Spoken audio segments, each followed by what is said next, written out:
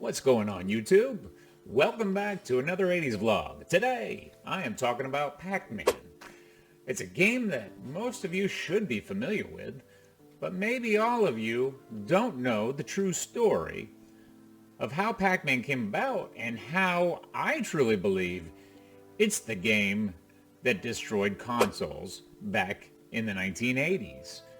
Whereas E.T. has been given that infamy, Pac-Man deserves its rightful place right there as it was released on the Atari 2600. It's the year 1980, and the world is introduced to a small little pizza by the name of Pac-Man.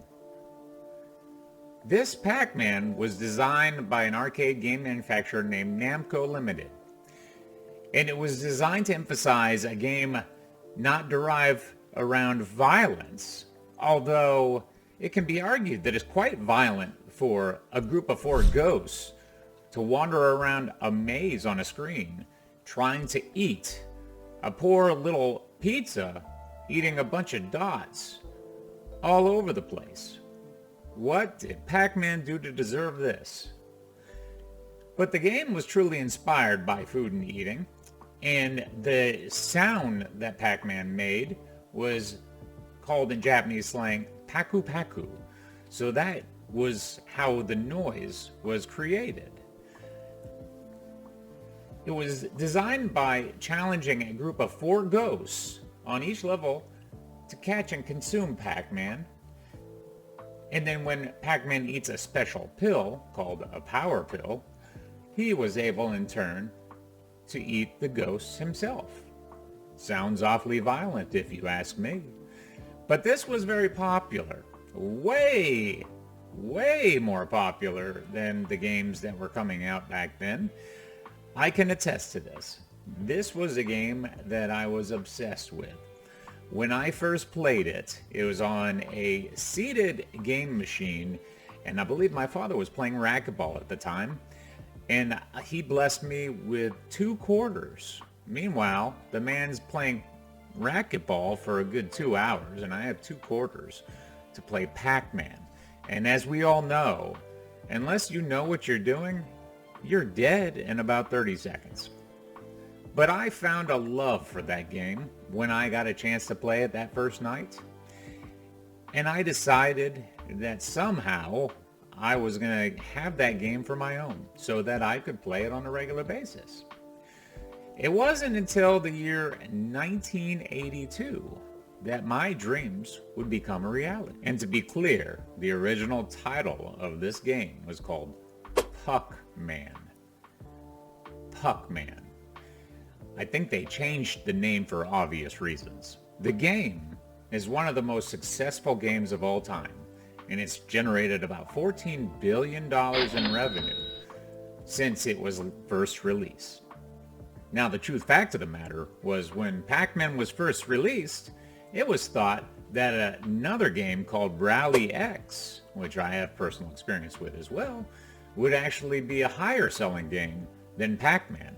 But we all know the true story. Now, of course, this comes to the second part of the story as to why Atari would be the one that picked up the rights and they would develop Pac-Man in as little as 6 months.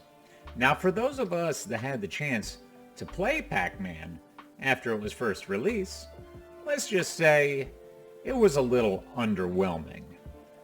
And it did not hold up to the original at all. As a matter of fact, it is the game that singularly made Christmas as horrible as it was for me that one year in 1982. I specifically asked for this game. I specifically got this game. And then I played, and I had lost all hope in humanity on that day.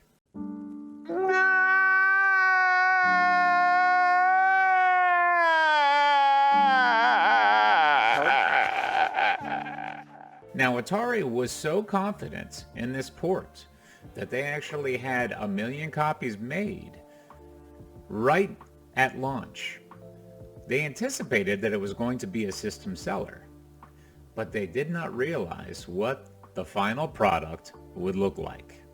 And this is what it looks like.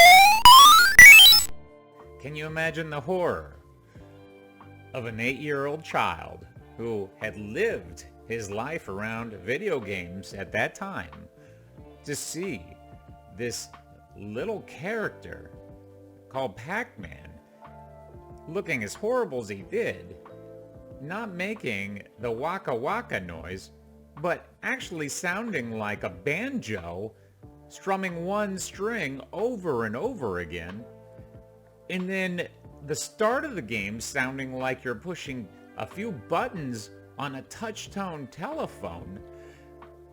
It was horrifying, and it ruined Christmas. And to this day, I still remember that Christmas. Now, there are two glaring issues that pop up when you first see this game. Number one, the maze looks nothing like the maze in the arcade. Now, as a kid, you're not going to understand why they're not able to program the maze to look like the maze in the arcade. There was no explanation for that. All it was horrific. The second part of it was Pac-Man changed directions left and right, but stayed the same way going up and down. This led to the horrible experience that I had playing it. And I had friends over at the time thinking that I was showing them off something special. And they were just as horrified as I was. Now, the critical response to this game was just as bad as you would have expected. The game was horrible. And for the most part, they stated that lovers of this game would be highly disappointed and gave it an overall B- rating.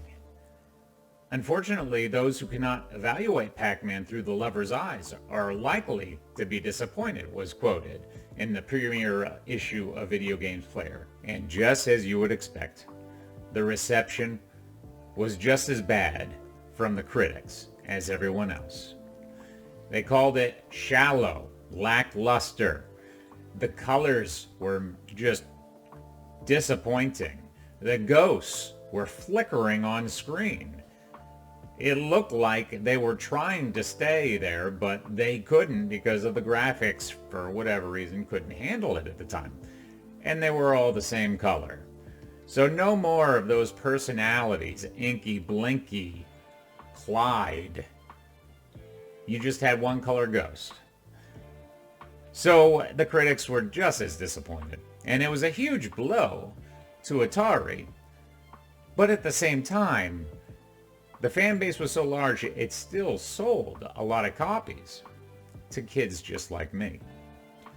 Now, I can tell you, I probably played that game 2 or 3 times. I put it down, and I never played it again. Now, if you've seen the Atari 2600, you understand that those games are the best we had at the time. And that includes a game called Adventure, where you played as a little square, going around through castles, picking things up and trying to destroy dragons with little arrows. But that game was even more fun than Pac-Man. So that's my story. Pac-Man ruined my Christmas in 1982. And it almost made me throw away my Atari. I was 7 at the time. I would have gotten in a lot of trouble. But I was that angry that it ruined my Christmas. Now, prior to the release of Pac-Man, if you can imagine the games that I had to play you'd probably wanted to play Pac-Man as well. The first games released with the Atari 2600 was something called Dragster, Fishing Derby, Checkers, and Boxing. I'm not going to show you these games, or maybe I will, but they were horrible. I mean, you could play those games for a good 5 minutes and you were tired of them. They were just bad. So you can imagine how disappointed you would be to get Pac-Man and find out that it's just as bad as those original games. Yes. This is a game. This is called Adventure for the Atari 2600. Yes. You play as a square. And you complain about graphics these days? The square isn't even holding the key. Look at that. There's like a foot in game space between the key and the cube. Really? There it is. Ladies and gentlemen, I give you boxing. Yes, I don't know what button to press to cause these little bowling balls on my little W to hit this guy with what looks like to be a nose. And you complain about graphics these days? Boxing. Hello, YouTube. You want to be a part of the fastest growing channel available? Maybe the second fastest? Maybe the third fastest? Feel free to join this channel. This is where we celebrate the 80s. Daily, nightly, monthly, weekly, any other time. I'm going to be putting out content once or twice a week, so feel free to peruse at your leisure. I will be here for the remainder of your stay on YouTube, so you can find me at Lawrence Axel, Virulent Viking Videos. I do hope you enjoy this content. I do try to entertain. I try to make something funny. If you see something you like, you see something that you think I can do better, please feel free to let me know. But in the meantime, check out a video and subscribe. Thank you for listening.